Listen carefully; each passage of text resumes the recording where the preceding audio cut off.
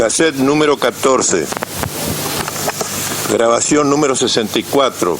Continuación de la reunión en el Convento San Pablo correspondiente al día 19 de abril del año 1969. Pero cuando cae como un pajarito, Dios le usará misericordia.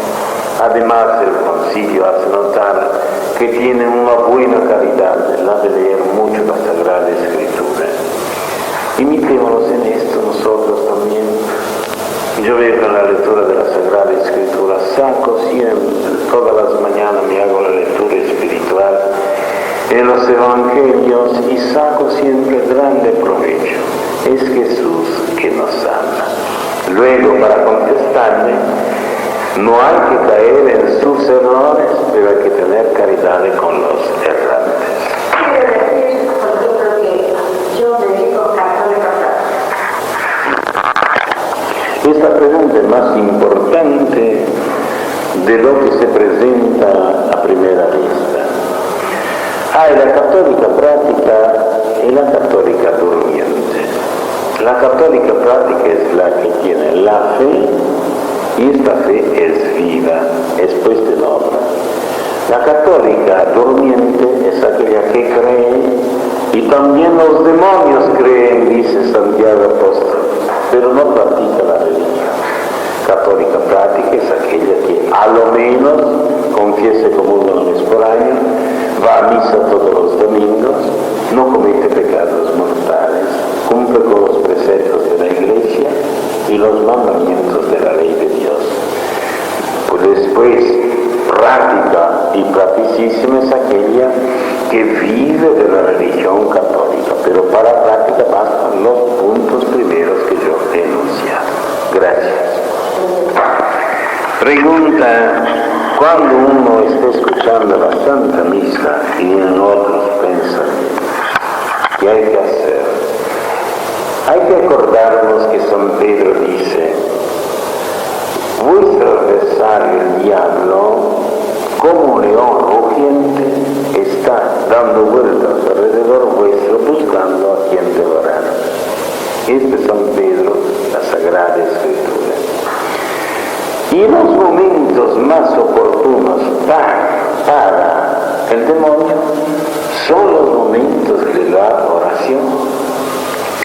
Los santos han tenido más tentaciones, distracciones o qué sé yo, durante la oración que en otros tiempos, porque el demonio aprovecha justito estos tiempos sagrados para molestar a uno.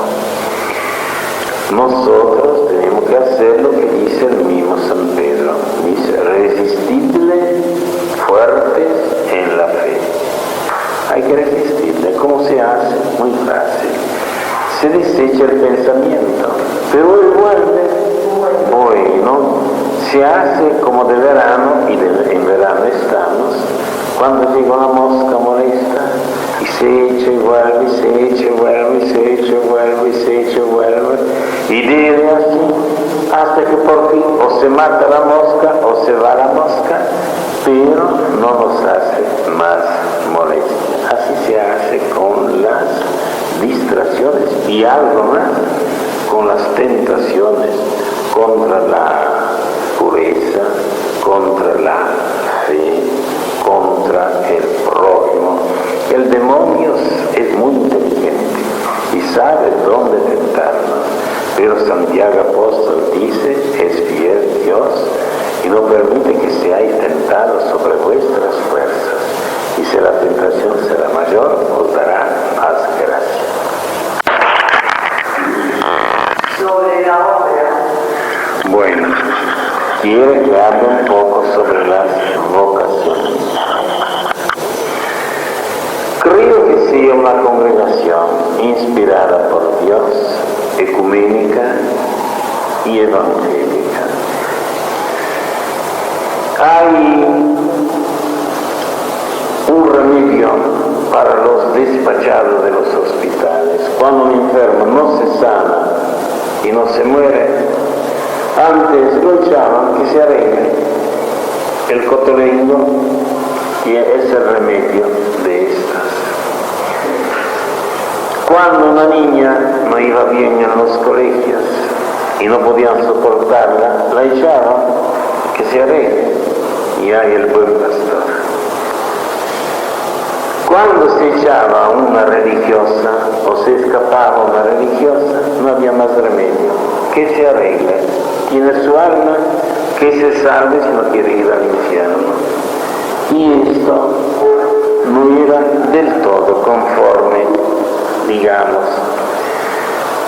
Si nosotros pensamos al Padre, con qué cariño esperó y recibió al Hijo pródigo, al pastor, con qué cariño fue a buscar, no a esperarla, sino a buscar la oveja, y cuando la recibió no la golpeó, sino que la acarició y la cargó sobre sus hombros. Si pensamos al samaritano, encontró a aquel hombre caído en manos de los ladrones, semi-muerto, semi-vivo, como quiera, no lo dejó, sino que lo vendó, lo curó y ya está. Esto es la misión de las vocacionistas, que se llama refugio de todas las vocaciones. En esta congregación entran aquellas que tienen esta vocación de aceptar a las refugiadas, y entran después las refugiadas, pero una vez entradas no hay más ninguna distinción. Y voy a deciros que gracias a Dios, va muy bien. Creo que haya 4 novicias. El día 4, si Dios quiere, entregan 8, 10, más o menos, o 4 o 5, no sé, postulantes, se forman bien, van adelante como pueden, tienen un programa de rezar mucho y no murmurar nunca, tener caridad las unas con las otras. Lo demás viene por añadidura. Empezaron la casa del Padre Pío el otro día, ya tienen 3 ancianas, las cuidan con una caridad enorme. Ancianas, ya tienen en mente de hacer un hogar para ancianos, todavía no pagaron la casa de ancianas y piensan ya hacer uno para ancianos, no importa. Lo importante es que la cosa va bien. Y el Señor ayuda. En calle 4, número 1, 4, 2, 3, La Plata, la casa del Padre Pío. Y afuera está escrito en grande, casa del Padre Pío, la primera en el mundo que se llame casa del Padre Pío. Nunca hubo esto. Y vive la caridad de sí. Ayer fui con un amigo de O'Connor y se quedó prendido de la caridad que había. A ver cómo se quieren estas hermanas y cómo hacen todo. Hasta ahora son pocas. Son más o menos, son 12. Pero y antes de tomar nos ofrecieron un hospital en Córdoba, nos ofrecieron una casa en Corrientes, nos ofrecieron un asilo en La Plata, pero antes hay que formar las hermanas. No queremos que vayan antes que las hermanas sean bien formadas, porque no puede ir una señorita vestida de hermana, sino que tiene que ir una hermana verdadera. Y ahí recibimos a todos. Hay una viuda de unos 70 años, hay una muda. ¿Una muda? Muda, sí. Pero no sorda, ¿no? Sorda, muda, sorda. No, más bien. Una sordomuda. Habíamos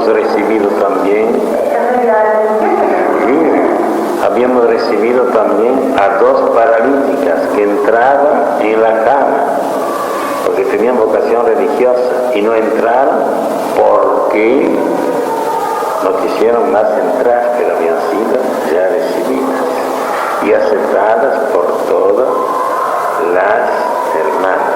Lo que se le pide sería hacerse santa. Una vez que están ahí, hacerse santa. Si una se porta mal, se le alarga el noviciado, no se echa a nadie, que se vayan ella. No se le hace tampoco la vida insoportable para que se vaya, ¿no? No, hasta ahora no es digna de ser vocación. Se alarga el noviciado hasta que se siente buena y entonces se le dan los votos y siguen así, con la bendición del Señor.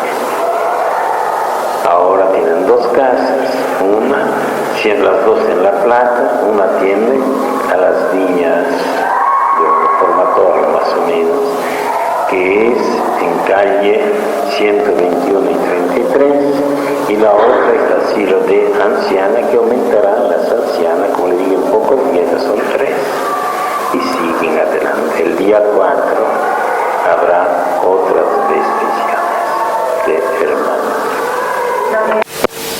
La casa del noviciado no tiene medios oficiales. El programa es eso. Las que pueden pagar, que paguen bien. Las que tienen la pensión, que la paguen. Y las que son pobres, gratis. Dios proveerá. Irán a pedir limosna a las hermanas, pero no rechazar a nadie. Grabación número 64. Reunión de los grupos de oración del Padre Pío de Pietrelcina correspondiente al mes de abril del año 1969.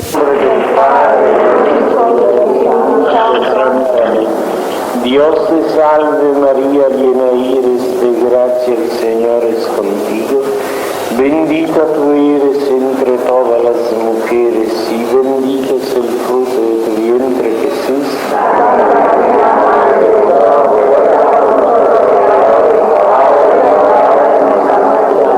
Ave María purísima. No dije de pie para dar la lectura. María estaba prometida en desposorio a José. Antes que hubiesen vivido juntos, hallóse encinta por obra del Espíritu Santo. José, su esposo, que era justo y no quería difamarla, pensó dejarla secretamente. Meditaba este proyecto cuando se le apareció en sueños un ángel del Señor diciendo: José, hijo de David, no temas recibir a María tu esposa, porque lo que ha concebido es obra del Espíritu Santo.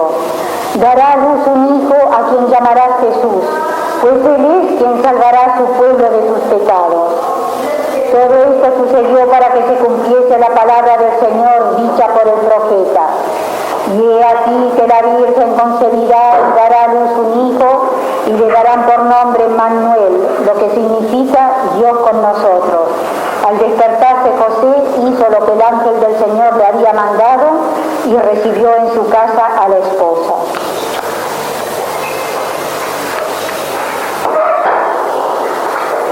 Pueblo de Dios. Y acá otra vez lo que nos da casualmente, y eso es providencialmente la meditación, el Señor. Estamos en el tiempo de Navidad y nos habla de la encarnación del Verbo. Nos habla del grande misterio de la encarnación hecha por obra y gracia del Espíritu Santo. Nos habla del hombre justo que es San José, nos habla del ángel, nos habla del sueño. El ensueño ordinariamente son sueños, pero alguna vez Dios habla por medio del sueño. Nos habla de lo que va a acontecer. Nos habla que nacerá Jesús, que significa Salvador. Y nos habla que este hombre es profeta, Mesías, Salvador, se llamará Emmanuel, eso es Dios con nosotros.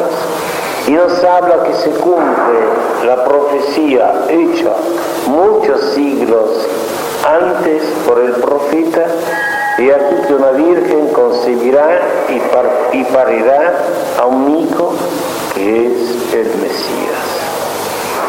La historia del Mesías había sido escrita antes que él naciera. El Mesías, Jesús, es el centro de la humanidad. Todos los siglos anteriores estaba convergiéndose hacia Jesús, como todos los siglos que le siguieron y le seguirán son conversos dirigidos hacia Jesús.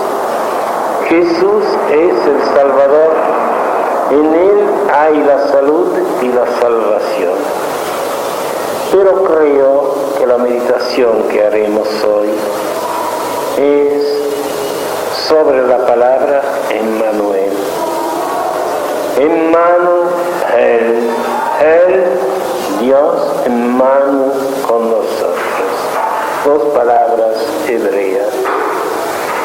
Nosotros probamos la palabra Emmanuel por pocos instantes, por pocos minutos, cuando recibimos la Santa Comunión, porque recibimos de veras a Él, que es Dios, Jesús, y está con nosotros. Pero esto no es suficiente, no es bastante. Nosotros tenemos siempre, si queremos ser santos, y Dios quiere que seamos santos, Jesús con nosotros. Como Dios con nosotros, tenemos que tenerlo continuamente. Las almas santas son las teóforas, las que llevan a Dios consigo. Oh, si yo pudiera leer en nuestras almas, vería tantas teóforas entre vosotras, almas de Dios, hombres y mujeres, tantos que llevan a Dios. El padre de Orígenes, de noche iba a besar el pecho de su hijo, muchacho, y decía, ese es el templo de Dios. Pero en realidad todos nosotros somos el templo de Dios. Que somos el templo de Dios es de fe. Que llevamos a Dios Padre, Hijo y Espíritu Santo es de fe. Pero tenemos que llevarlo como un sacerdote que va dando el viático, llevando la Eucaristía. Puede hacerlo distraído y puede hacerlo pensando a quien le lleva. Así nosotros podemos durante las 24 horas del día llevar con nosotros a Dios y llevarlo distraídos, o podemos llevarlo pensando a quien llevamos, pensando que somos los portadores de Dios. Esta lectura del Santo Evangelio nos hace mucho bien para que pensemos de veras en quien llevamos. Y ahora una palabra sobre, como todas las veces, distinta de la lectura improvisada. He visto que el hermano Connor ha traído varios catecismos. No son catecismos, son más que catecismos. Es el credo del Papa.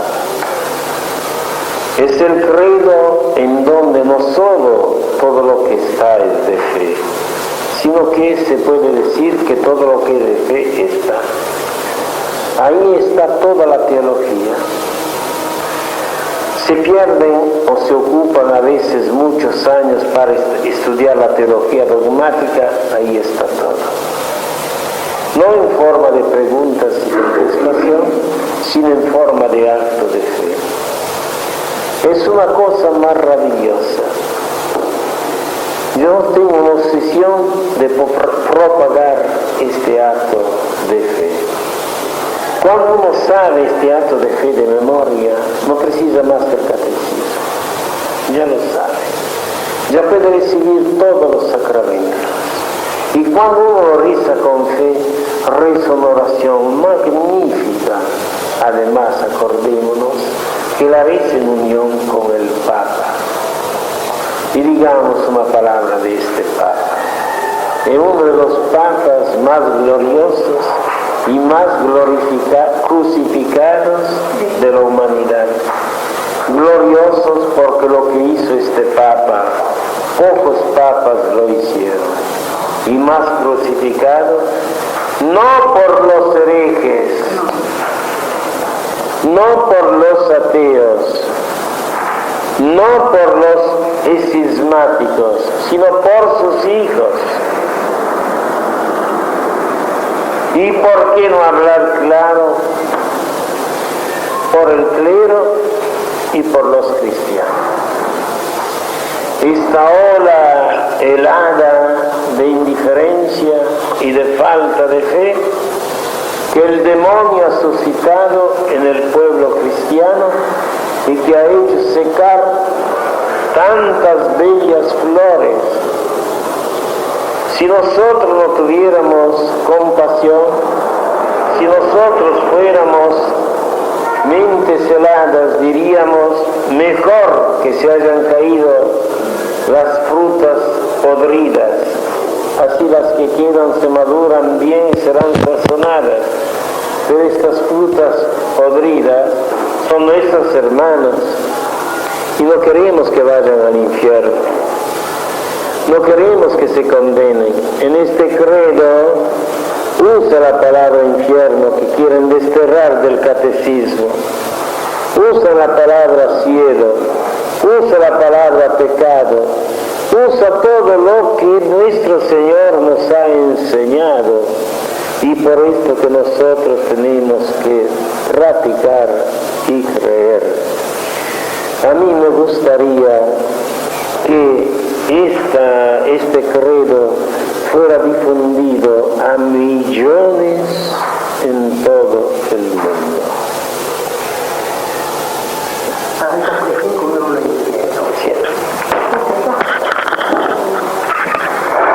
Yo quisiera, Padre, que usted me trazara una raya bien clarita. ¿Dónde termina la religión y dónde empieza la superstición? Bueno. Porque aquí después tengo un ejemplo y quiero aclarar. Bueno, la superstición, lo dice la misma palabra, sobre, es una sobreestructura. Antiguamente la palabra superstición significaba religión. San Pablo, hablando a los atenienses, les dijo: yo sé que vosotros sois muy supersticiosos, y lo dijo en alabanza, en el sentido que sois muy religiosos, pero ahora no se trata más de superstición, sino de religión. La superstición es poner actos que no tienen base en lo sobrenatural. Y noten que lo sobrenatural es tan necesario que los que no tienen la religión caen todos en la superstición. Estos grandes incrédulos en la superstición. Número 13, miedo, poner el pie izquierdo por primero. Sí, no, se habla de genios, de genios que caían en estas puerilidades. Me contó el otro día el padre Daniel un chiste que es profundísimo. Dice: yo no creo en estas supersticiones. Cuando me pasa esto, hago así con la mano para atrás y no me pasa más nada, sin darse cuenta que era también esta una superstición. Sí. Luego, la superstición es hacer algo que no tiene fundamento en la fe, mientras que la religión es lo que tiene su fundamento en la fe y en la devoción. Bueno, entonces acláreme esto.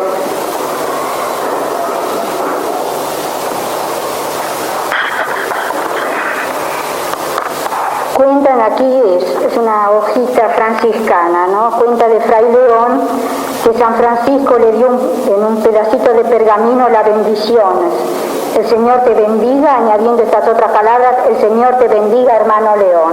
Bueno, se exhorta a todos los fieles a llevar consigo siempre esta santa bendición, porque se sabe por experiencia que es maravillosísima contra los demonios, tentaciones, rayos, pestes, mal de corazón, peligros del mar, acechanzas de enemigos, tempestades, incendios, dolores de parto, fiebre, muertes repentinas y contra otros innumerables males. Le contesto, esta bendición de San Francisco, que no es de San Francisco, es bíblica. Me dijo palabras de la Sagrada Escritura, él no hizo nada más que repetirlas, tiene de veras mucha eficacia. Y se puede decir también en todos estos males, pero aquí cae ya en la superstición. Cuando dice contra el rayo, contra la cosa, ahí no hay nadie dijo esto. Esto lo inventó aquel que tuvo la pluma, la mojó en el tintero y después se escribió. No fue inspirado. Pero es una bendición que sirve, es una bendición de Dios. La bendición del sacerdote sí bendice estas estampitas o da la bendición, y esta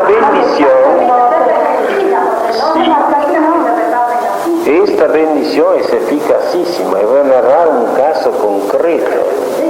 El venerable Marcos de Aviano se asomaba a la ventana y daba la bendición en la calle a los enfermos que estaban ahí y se sanaban en masa con la bendición del seráfico Padre San Francisco. Aquí no entra la superstición, aquí entra la fe. Cierto que como acaba de leer, y es la primera vez que lo oigo leer en mi vida esto, suena a superstición auténtica. Si hubiera escrito así, llévela, que Dios lo protegerá de todo mal. Récela, etcétera. Con un papelito escrito así. Sí, no, esto suena a superstición. ¿Entiendes? Quisiera saber si cuando se recibe la comunión, ¿cuántos minutos está Jesús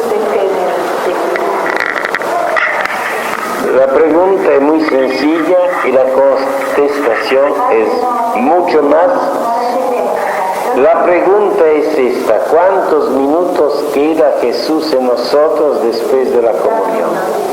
No es cuestión de minutos, es cuestión de cuánto tiempo queda la hostia en nosotros. Cuando la hostia se descompone por los agentes físicos que tenemos, entonces no está más Jesús.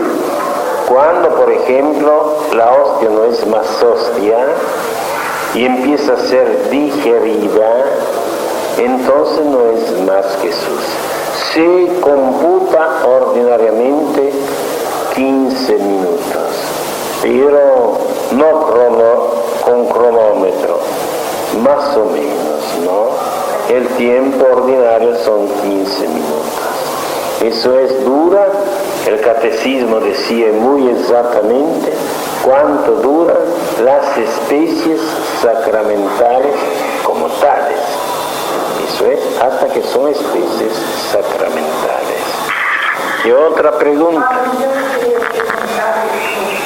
quería preguntar, ¿cómo se dice que nadie se puede salvar casi solo, sin salvar a otros? Y hacemos lo que podemos, que pedimos por ellos, que rezamos por ellos, no les podemos convertir, ¿cómo podemos salvar nosotros solos? Nadie dice que uno no puede salvarse si no salva a los demás. Esto quizás se puede extender a los sacerdotes, a un párroco, por ejemplo. Se dice siempre: salva tu alma. Ahora después el cielo nos empuja por caridad a salvar a los demás. tenemos que salvarlos, pero si no se salvan no significa que no salvamos nuestra alma. Más bien se puede invertir la cuestión. San Agustín dice: animam salvasti, animam tuam predestinasti. Salvaste un alma, ya pusiste al seguro tu alma.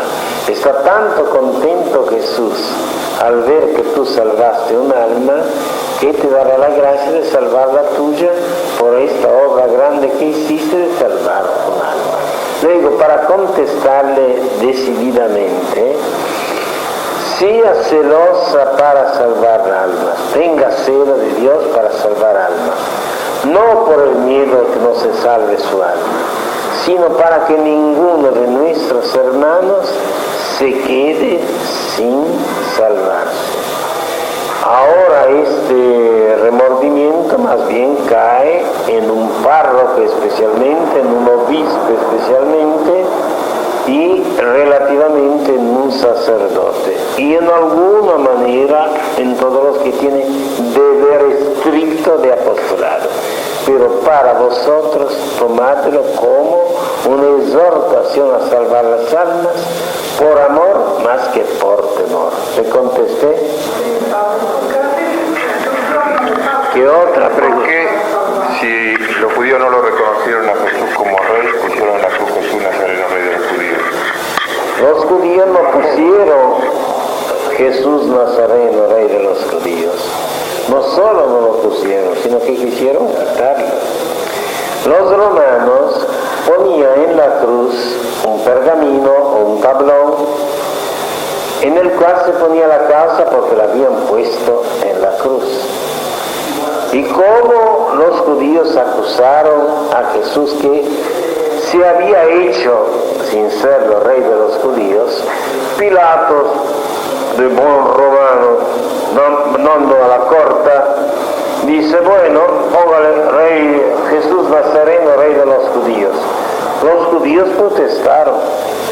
San Juan dice: siendo la cruz cerca de la ciudad, se veía la inscripción, y fueron a protestar, y le dijeron: no se diga Jesús Nazareno, rey de los judíos, sino que él dijo que es rey de los judíos. Y Pilatos, cansado de tantas concesiones que había hecho los judíos, contestó: quod escriti, scrisi.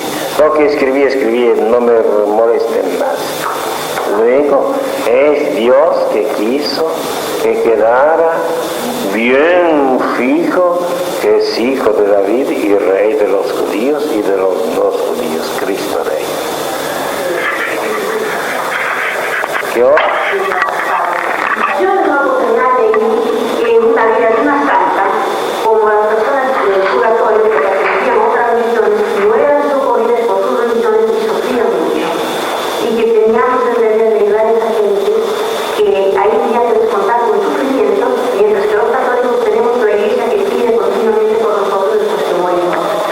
Yo desde que leí esto, siempre tuve la costumbre de cuando se colocaron incluir a todas las otras que están fuera de la iglesia y ya los que son paganos o ateos. Ante todo la felicito por su delicadeza.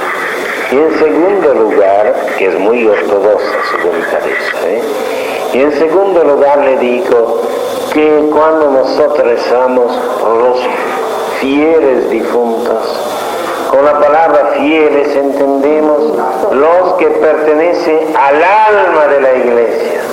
Y al alma de la iglesia pertenecen no solo los católicos, sino todos los que están en buena fe, aunque no pertenezcan al cuerpo de la iglesia. ¿Me explico? Hay un protestante, nació protestante, es un buen protestante, se cree que su religión sea verdadera, pertenece al alma de la iglesia, aunque no pertenezca al cuerpo de la iglesia. Y cuando la iglesia le rece pro omnibus fidelibus defuntis, por todos los fieles defuntos, rece también para ellos. Gracias. La razón que dice usted es muy grande, pero muchos católicos pobrecitos caen como pajaritos. Ejemplo práctico de un escándalo en el clero. Han sido maltratados por un eclesiástico. Se le presenta en esta hora de turbación uno que no es católico y empieza en esta alma turbada a hablarle de su religión. ¿Qué culpa tienen ellos? Lo sabe Dios. Cierto es que el peor de los daños para un alma es perder la fe. Si sabe lo que hace, es mucho más grave perder la fe que perder la moral. Un pecado impuro, hasta desordenado, es una nada en comparación de perder la fe, porque cuando se pierde la fe, que es la base de todas las virtudes, no hay más nada que hacer. Precisa otra vez un milagro para dar este fundamento de todas las demás virtudes. Cierto es que hay que tener cuidado a portarse bien. Cierto es que en estos momentos angustiosos los católicos tienen que agarrarse bien a la fe. Pero si uno la pierde y tiene esta grandísima desgracia, ¿qué culpa tiene? Lo sabe solamente Dios. Muchos caen engañados. Yo sé de uno que fue en una sala protestante para confutar a los protestantes y salió de ahí protestante. No porque fue un imprudente, no era un sacerdote que supiera bien la religión y supiera defenderla. Cayó y se acabó. Esto por esto que los asuntos tan graves se dejan. Cuando hay apestados, no van los del pueblo a cuidarlos, van los médicos con desinfectante y todo, para que mientras sanan al enfermo no queden ellos enfermos también. Y otra pregunta.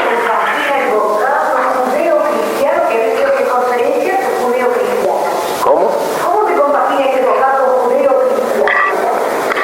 Verdaderamente esta pregunta que hace usted fue hecha ya muchos años cuando acá en la parroquia de Santa María de los Ángeles se fundó la Asociación de los Judíos Católicos y decían, o son judíos o son católicos. Aquí no, si lo hacen como nación, dirán los alemanes católicos, los italianos católicos, los portugueses católicos, pero no como secta, sino como nación. Si es religión, no se dice los protestantes católicos, los metodistas católicos, los mohamedanos católicos. Su pregunta tiene mucho fundamento, no es una pregunta aérea. Realmente habría que decir, soy católico netamente y secamente. Después, si se habla de nación, nací en Palestina, como uno dice, nací en Francia, nací en Italia, nací en Alemania. Si le preguntan qué religión era, antes era judío, era protestante, era bautista, qué sé yo. Su pregunta tiene mucha importancia. Realmente habría que decir judíos, católicos a secas, porque ya no es más judío una vez que recibió el santo bautismo. Otra vez. La bendición de San Benito dice, esta del pueblo de Dios, que la lleva porque es contra los demonios. Se puede decir de la bendición de San Benito lo que hemos acabado de decir de la bendición de San Francisco. Son una especie de sacramentales, los cuales sirven de veras para esto, especialmente cuando se llevan con fe. Llévenla con la bendición de Dios. El Agnus Dei es algo más. El Agnus Dei se fabrica en Roma y lo bendice el Papa no sé en qué día de la semana y se distribuye en la iglesia de Santa Inés de Córdoba, en calle Nomentana, y se distribuye en todo el mundo. Tiene esto eso de la bendición de Dios, que vale tanto del Papa como de un sacerdote cualquiera, pero que es el Papa que bendice y luego tiene más importancia. Si las especies sacramentales duran solo 12 o 15 minutos, ¿por qué es que uno no puede comulgar varias veces por día? La pregunta es de gran importancia y la está estudiando la Santa Iglesia.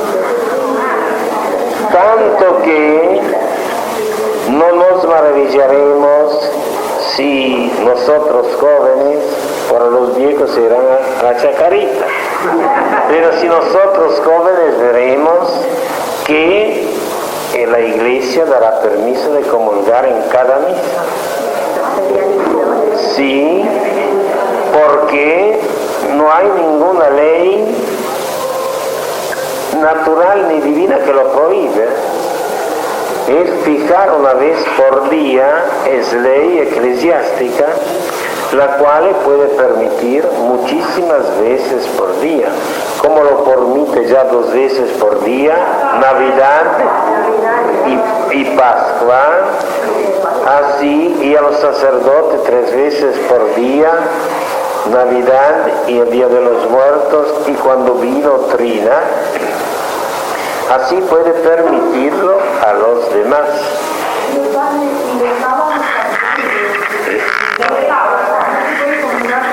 La cuestión del sábado todavía para mí no es clara. 2 veces en el día no es clara.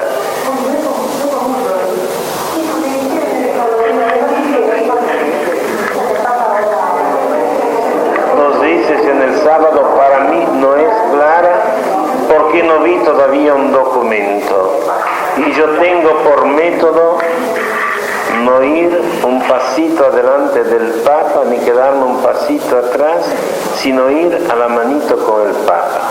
Puede ser que sea mi ignorancia que estando afuera no haya leído el documento mientras estaba predicando afuera, pero no me consta que haya este documento.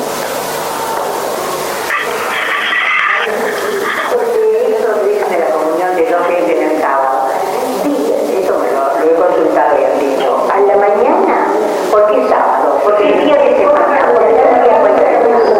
la tarde, porque es precepto. Y el día después puede comulgar otra vez. Bueno, yo no quiero responsabilidad delante de Dios. No digo que en sí sea mal, lo que no me consta que sea lícito. Porque no quiero ir un pasito adelante del Papa y no me consta que haya un permiso.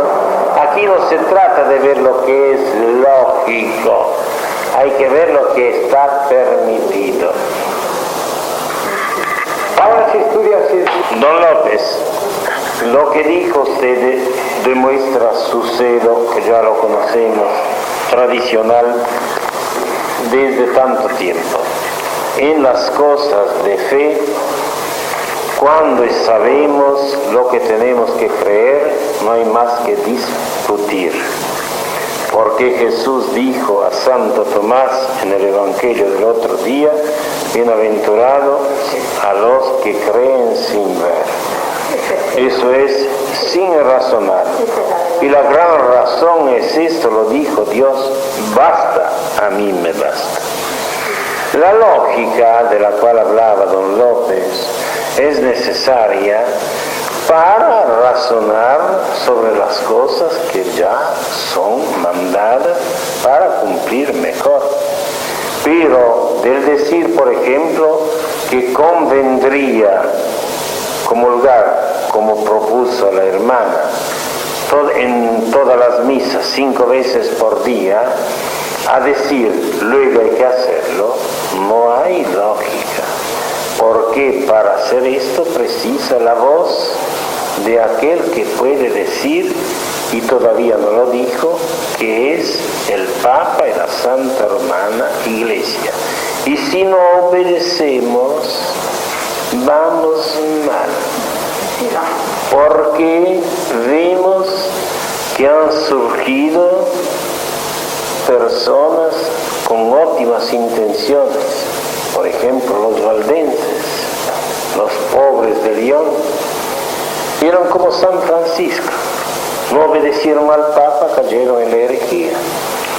¿Por qué San Francisco ha obrado la grande reforma del siglo XIII? Porque estaba bien agarrado al Papa, a la Iglesia. Y tú, oh Pedro, una vez convertido, confirma a tus hermanos.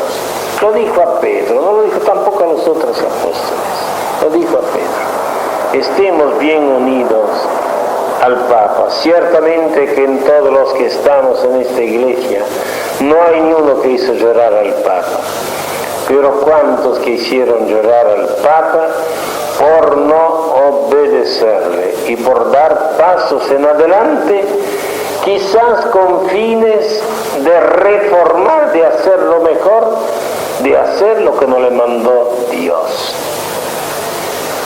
Apacienta mis ovejas, apacienta mis corderos, apacienta mis ovejillas, lo dijo a San Pedro y no lo dijo a las ovejas, que apaciente a los demás. Padre, no hay la comunión espiritual, porque uno desea decir todo el día. No, hay mucha distinción entre la comunión espiritual y la comunión real, material. Con la comunión real nos unimos realmente al cuerpo.